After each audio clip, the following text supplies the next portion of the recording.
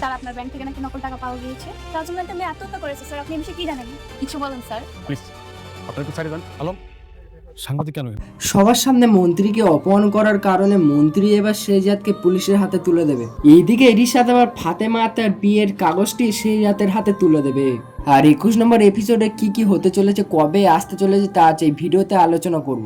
শেহজাদ যখন মন্ত্রীকে তার বোনের বাসায় ক্ষমা চাওয়ার জন্য নিয়ে আসে, মন্ত্রী সেখানে ঢোকার সাথে সাথে বিভিন্ন নিউজ চ্যানেল সেখানে চলে আসে।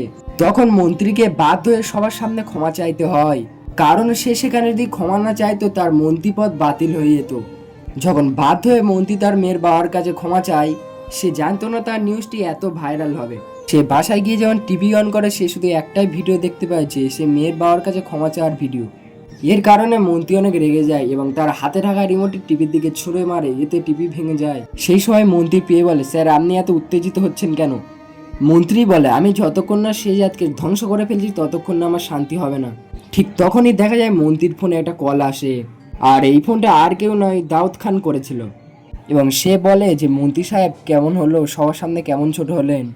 আর 21 নম্বর এপিসোডটি আসতে চলেছে আগামী রবিবার ঠিক 11:30টার সময় ব্যাংকিং এন্টারটেনমেন্ট চ্যানেলে। আর চ্যানেলটাকে সাবস্ক্রাইব করতে ভুলবেন না কিন্তু।